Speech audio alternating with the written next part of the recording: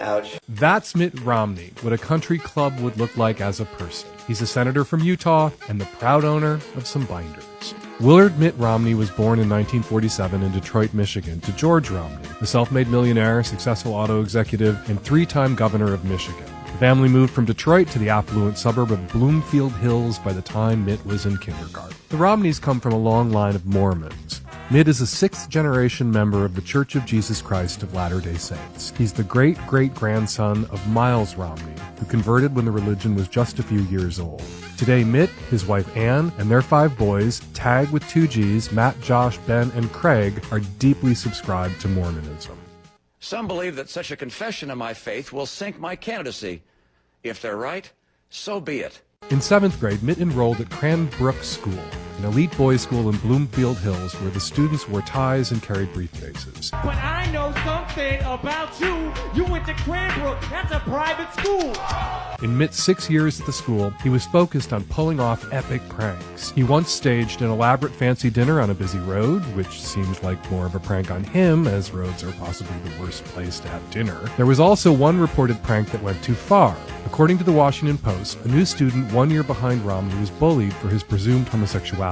The student had bleached blonde hair that fell over one eye, and Romney just couldn't handle that. He told a friend, "He can't look like that. That's wrong. Just look at him." Romney reportedly pinned the boy down and cut his hair as he cried. Decades later, Romney apologized. "I participated in a lot of hijinks and pranks during high school, and some might have gone too far, and for that, I apologize." Stick to fancy street dinners, Mitt. A few days before graduation, Mitt informally asked his high school sweetheart, Ann Davies, to marry him. Ann said yes, but she still had 2 years left of high school, and Mitt was off to California to attend classes at Stanford. Straight-laced Mitt stood out in the 1960s San Francisco Bay Area like a Vampire Weekend fan at a Metallica concert. The LDS student, donning a blazer and tie, showed up to a city thriving off LSD parties hosted by the Merry Pranksters. As protests against the United States' involvement in the Vietnam War grew around campus, Romney stood on the other side. He was in favor of the war, possibly because he received several student deferments. In 1966, Romney left Stanford for France, where he went door to door as a missionary in an effort to spread the word about Jesus Christ, the guy who everyone already knows about.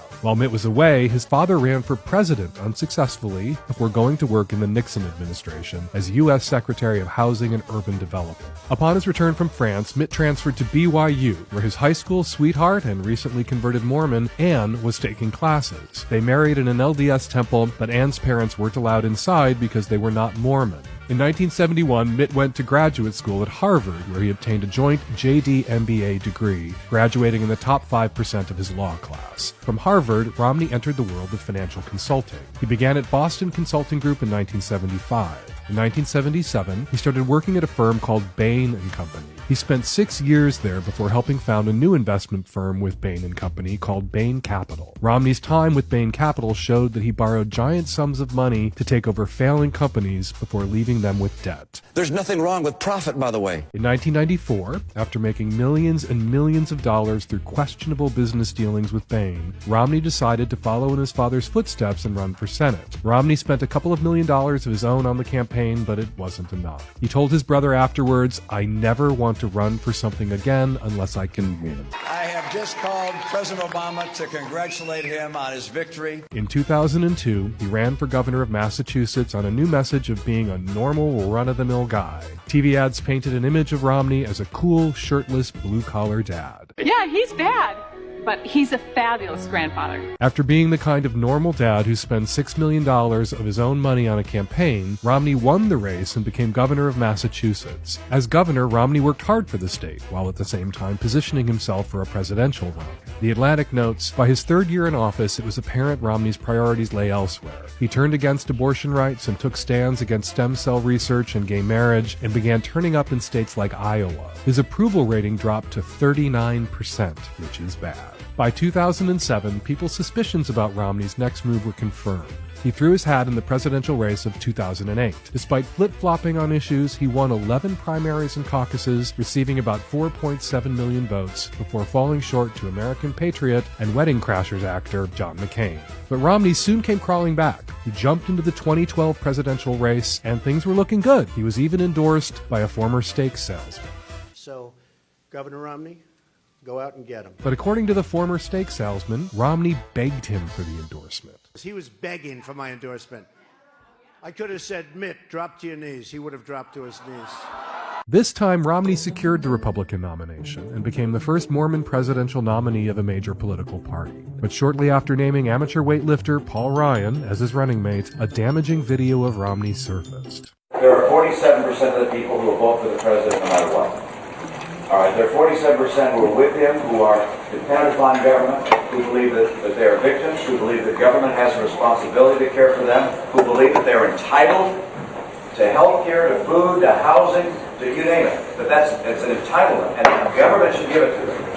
And they will vote for this president no matter what. After severe backlash, Romney said his words were inelegantly stated, then a short time later added, "I said something that's just completely wrong." He continued his wrong streak in the debates. The president just said something which is that on the day after the attack, he went in the Rose Garden and said that this was an act of terror. That's what I said. You said in the Rose Garden, the day after the attack, it was an act of terror. Get the transcript. He did, in fact, sir. So let me call it an act of terror. Can you say that a little louder, Candy?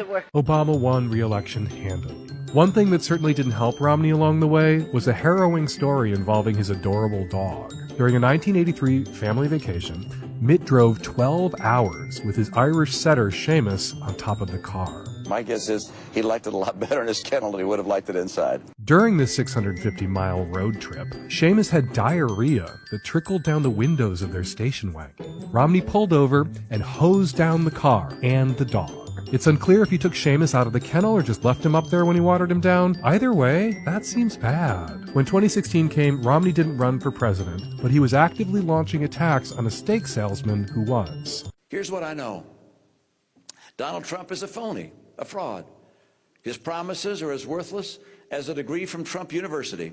When Trump won the 2016 presidential election, Romney came crawling back to the man he just roasted, reportedly in hopes of being Trump's Secretary of State. I've had a wonderful evening with President-elect Trump. But Trump went instead with Rex Tillerson, who would go on to reportedly call the president a moron.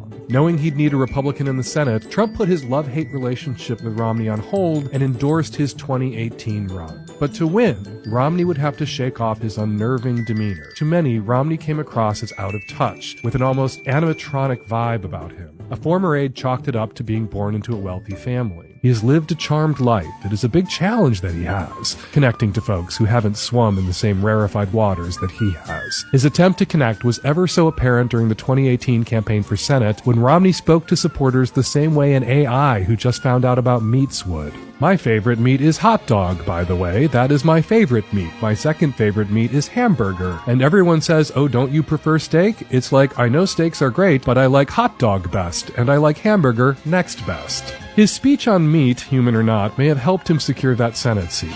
Romney easily won with Trump's endorsement and then once again turned his back on him. Romney wrote a fiery piece in the Washington Post berating Trump's character. The title of the piece? The President Shapes the Public Character of the Nation. Trump's Character Falls Short. The president fired back with a tweet accusing Romney of being a loser flake. Here we go with Mitt Romney, but so fast. Question will be, is he a flake? I hope not. It's unclear with so much back and forth whether Romney will be leading the Republican resistance against Trump or whether he flips back to the Romney who fights with Trump. Either way, this guy who just found out about hot dog is gearing up for something.